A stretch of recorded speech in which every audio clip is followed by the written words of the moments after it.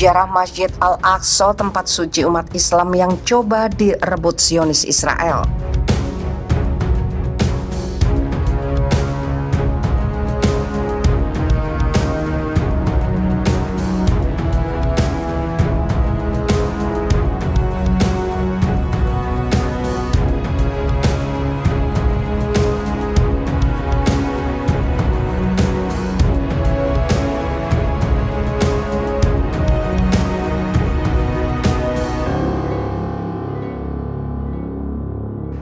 Aksi brutal tentara Israel menembaki warga Palestina yang sedang melaksanakan sholat raweh di Masjid Al-Aqsa menuai kecaman keras dari penjuru dunia, terutama dari negara-negara Muslim. Aksi tentara Israel itu merupakan kejahatan kemanusiaan terbesar. Tidak hanya membunuh warga sipil tidak bersenjata, aksi kekerasan itu juga menodai kesucian Masjid Al-Aqsa yang merupakan tempat suci ketiga bagi umat Islam setelah Ka'bah di Mekah. Masjid Al-Aqsa berada di puncak bukit kota tua Yerusalem. Oleh orang Yahudi, komplek masjid itu disebut-sebut sebagai Gunung Bait Suci alias Temple Mount. Sementara bagi umat Islam, Masjid Al-Aqsa adalah tempat paling suci ketiga di dunia setelah Masjidil Haram dan Masjid Nabawi. Masjid Al-Aqsa merupakan kiblat pertama umat Islam saat Nabi Muhammad SAW hijrah ke Madinah selama 17 bulan. Hal ini disebutkan dalam sebuah hadis. Dari Al-Bara ia berkata, tatkala Rasulullah SAW tiba di Madinah, beliau sholat menghadap Baitul Maqdis selama 16 atau 17 bulan. Padahal beliau amat senang jika disuruh menghadap Ka'bah. Maka Allah pun menurunkan ayat, kami telah melihat penglihatan wajahmu di langit, maka kami palingkan kamu ke kiblat yang kamu ridhoi. Quran Surat Al-Baqarah ayat 144. Maka beliau dihadapkan wajahnya ke Ka'bah. Ketika itu seseorang sholat asar bersama beliau lantas keluar dan melewati sekelompok orang-orang Ansar. Lalu ia katakan kepada mereka sekaligus bersaksi bahwa ia telah sholat bersama Nabi SAW dan kiblat beliau telah dihadapkan ke Ka'bah. Maka mereka pun menggeser kiblatnya yang ketika itu mereka sedang rukuk pada sholat asar. Hadis riwayat Bukhari nomor 7252 Fathul Bari Syahih. Mula-mula sholat yang Nabi SAW lakukan menghadap ke arah kiblat adalah sholat asar, dan ikut sholat bersamanya satu kaum. Maka keluarlah seorang lelaki dari kalangan orang-orang yang sholat bersamanya. Lalu lelaki itu berjumpa dengan jemaah satu masjid yang sedang mengerjakan sholat menghadap ke arah Baitul Maqdis. Maka ia berkata, aku bersaksi kepada Allah, sesungguhnya aku telah sholat bersama Nabi SAW menghadap ke arah Mekah atau Ka'bah. Maka jemaah tersebut memutarkan tubuh mereka yang sedang sholat itu ke arah Baitullah. Tersebutlah bahwa banyak lelaki yang meninggal dunia selama sholat menghadap ke arah kiblat pertama sebelum dipindahkan ke arah Baitullah. Kami tidak mengetahui apa yang harus kami katakan mengenai mereka.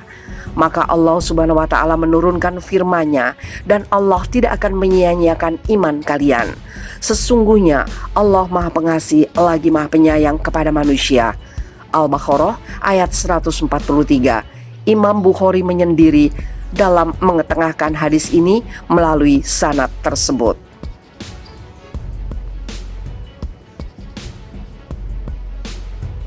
Nabi SAW juga singgah di Masjid Al-Aqsa atau Baitul Maqdis saat perjalanan suci Isra Mi'raj. Kisah itu diabadikan dalam Al-Quran Surat Al-Isra ayat 1.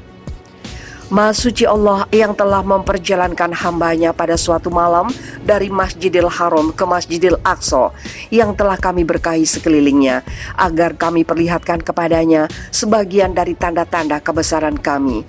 Sesungguhnya Dia adalah Maha Pendengar lagi Maha Pengetahui. Quran Surat Al-Isra ayat 1.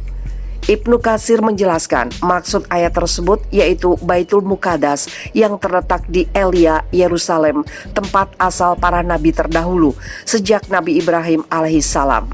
Karena itulah semua nabi dikumpulkan di Masjidil Aqsa pada malam itu. Lalu Nabi SAW mengimami mereka di tempat mereka. Diriwayatkan dari sahabat Ibnu Umar bahwasanya Rasulullah Shallallahu Alaihi Wasallam bersabda, "Sholat di masjidku itu lebih utama dari 1000 sholat di masjid-masjid lainnya, kecuali Masjidil Haram." Dan kami meriwayatkan dalam hadis Abu Darda dan Jabir secara marfu, keutamaan sholat di Masjidil Haram dibanding yang lainnya adalah 100.000 sholat. Keutamaan sholat di masjidku itu 1000 sholat, dan keutamaan sholat di Masjid Baitul Maqdis 500 sholat. Al-Baihaqi. Masjid Al-Aqsa atau Baitul Maqdis adalah masjid yang penuh dengan sejarah. Tahun 70 sebelum Masehi, masjid ini dihancurkan oleh Panglima Titus dari Romawi pada masa pemerintahan Umar bin Khattab 13-23 Hijriah. Umat Islam dapat membebaskan kota Yerusalem yang dijajah oleh Romawi Bizantium. Ketika Perang Salib berlangsung tahun 498 Hijriah bersamaan dengan 1096 Masehi, tentara Kristen menguasai kota Yerusalem dengan bantuan Baldwin II. Masjid Umar Khutbah Al-Sakhrah dijadikan gereja dan dinamakan Templum Domini, artinya gereja hamba-hamba rumah suci. Kemudian dilakukan perubahan. Kaligrafi Arab dirubah dengan bunga-bunga bergarai Kristen. Di puncak kubah masjid diganti dengan palang salib yang terbuat dari emas.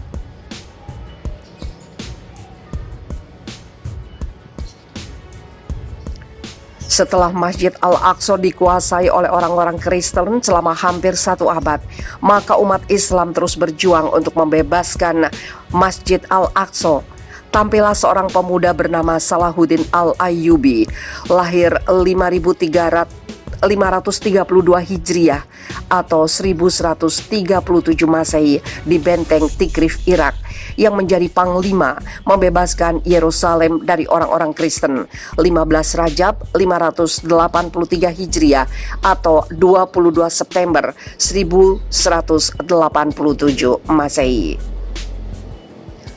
Setelah Masjid Al-Aqsa dibebaskan, semua unsur-unsur Kristen yang terdapat dalam masjid dibuang dan diganti dengan ukiran bergaya Islam.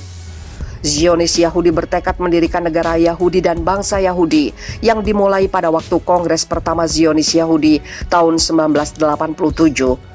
Pada tahun 1907, organisasi Zionis sedunia telah menetapkan wilayah Palestina sebagai sasaran untuk mendirikan negara Yahudi dan sebagai kampung halaman bangsa Yahudi.